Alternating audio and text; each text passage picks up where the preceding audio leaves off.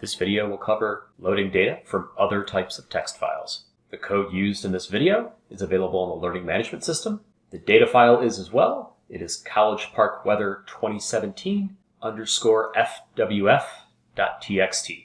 You should download these files now if you'd like to follow along. By the end of this video, you should know what a fixed width text file is and how you might load data from a fixed width text file into R. In a previous video, we looked at loading data from delimited text files, which use special characters to denote the start of each variable. Fixed width text files are different. They don't need a special character to delimit each variable. Instead, they make each variable a specific number of characters wide. These files are all called fixed width text. There are two ways to read these files. There's the read_table command or read_FWF. This video will go through each of them. Fixed width text has some advantages. Importantly, you don't need to choose a special delimiter character. Each variable takes up a fixed number of characters, and so you don't need to use a special character to mark the lines between variables. Reading data from fixed width text files can be a bit faster than reading from delimited files. It's still way slower than other non-text formats for storing data. Also, as you'll see in some examples, fixed width text files are very easy for humans to read because the variables all line up in columns. There's drawbacks to this file type as well. The biggest problem is that it's hard to determine the width of each column. It may not be obvious from inspecting the data, particularly if all the columns are mashed together with no space in between. Also, automated guesses with fixed width files are much less accurate than delimited files because the delimiters are obvious and the boundaries with fixed width files may not be. Finally, fixed width files might require additional documentation so you know where each variable starts and ends. In terms of actually loading these files, specifying the column format manually can be tedious. Additionally, infrequent but long text values can substantially increase the file size. The problem being that every column in the data file needs to be the exact same length, and so if there's one long value, you need to allocate that much space for every observation in your data. Here's an example of what you might see if you opened up a fixed width text file in a text editor. As you can see, there are column names at the top, and there are data beneath them, and each variable takes up the exact same amount of space. This is very different than the delimited files we looked at previously. This means that each variable lines up in the same column. The way that you're going to specify fixed width files is to tell R which columns correspond to which variables in your data set. So here I've numbered out all of the columns. The bottom row is the tens digit and the top row is the ones digit. So you can see the first column occupies characters 1 through 3, the second column 4 through 9, and so on. There are two ways to read fixed width data files. The first is the easy way, which is the readTable function. readTable automatically determines the width of each column by looking for white space between columns. This requires that every column have some white space or some empty characters before the start of the next column. This function works like readDelim. What it's going to do is look at your file and use the number of rows and guess max to try and determine the width of each column and the data type contained in that column. So let's read one of these fixed width files into R. The first thing I'm going to do is run some setup code. Importantly, we're going to load this one file several times. So I'm going to put the full path, including the folder and the file name, to College Park Weather 2017 _FWF into a variable called fwf.file. This will save me a lot of typing later. Run all my setup code. Now that I've run that, I'm ready to try and load the file. But before I do that, I should take a look at the file to see what's inside of it.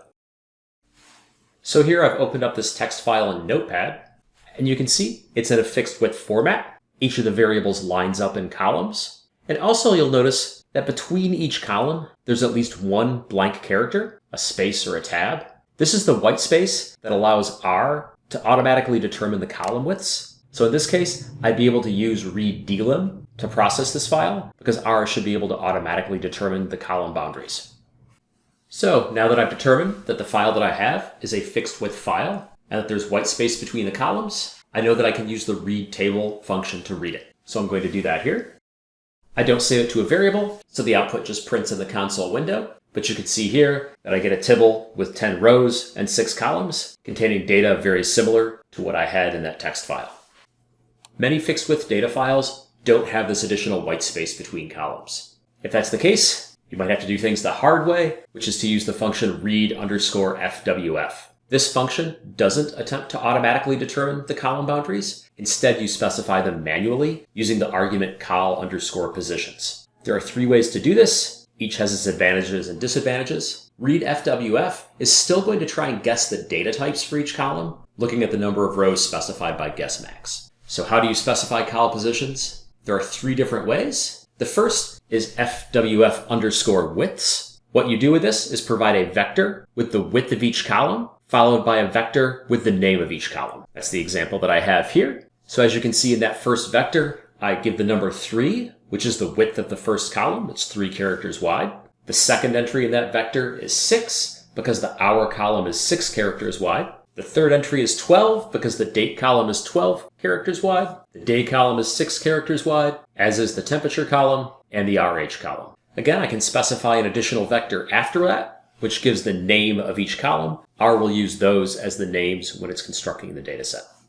Here I'm going to load this file using the FWF widths, specifying the column widths manually. So again, I use the read FWF function. I specify the path to the file, which I stored in that variable fwf.file.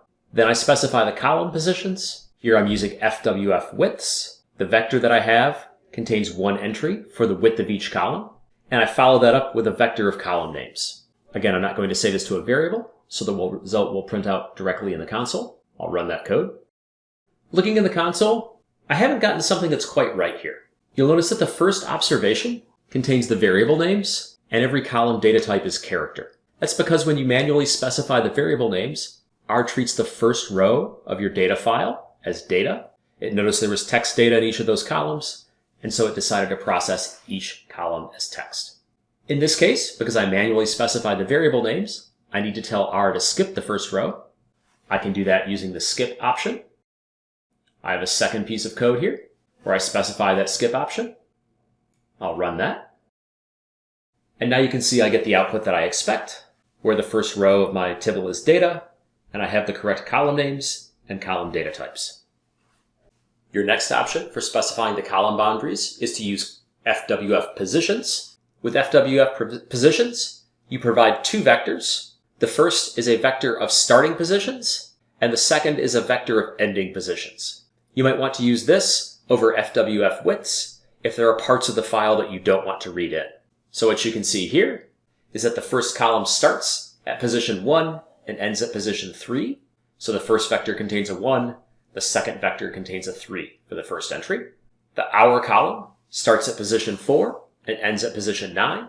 Date starts at position 10, ends at position 21. Day starts at 22 and ends at 27. Temp C starts at 28, ends at 33. And RH starts at 34 and ends at 39. You can also provide an optional vector of column names, which I've done here as the third vector. Here I have an example of the col positions option for read FWF. Again, I've specified the column positions that are shown in the video. Remember, since I'm specifying a vector of variable names, I need to skip the first row, otherwise R will treat it as data. I'll run that. Looking at the output, again, I get the same tibble of data that I've gotten from the previous data loaders. The last option for specifying the column boundaries is the FWF cols option. I think this one's maybe a little bit more intuitive. Instead of specifying vectors with the starting and ending positions separately, you instead include 1 entry for each variable in your dataset. You specify the variable name, you use the equal sign, and then you provide the starting and ending position of that column. So in this example, again, the OBS column starts at position 1 and ends at position 3. So I say OBS is equal to, and then I have a vector of the starting and ending position. The same thing for hour, with the starting and ending position of 4 and 9, date, day, temp C, and RH. Again, this method is a little bit more intuitive because you'll provide the variable names paired with their starting and ending positions. And here I have an example of FWF cols in R. Again, I specify a variable name equal to a vector containing the starting and ending position of that variable. Because I'm specifying the variable names, again, I need to tell R to skip the first row, otherwise it will try and treat those variable names in the data file as data. Let's run this bit of code. And again, you can see I get the same output as I have from the previous file readers.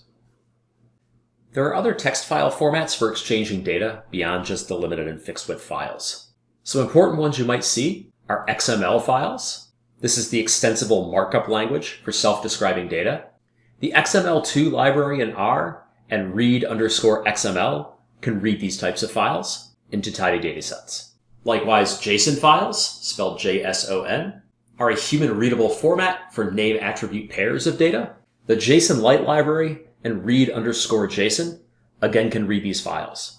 Both XML and JSON are very flexible file formats. They support and they often implement non-rectangular datasets. So you need to be very careful when you're reading these files that you're actually reading out what you think you are into your rectangular tibbles.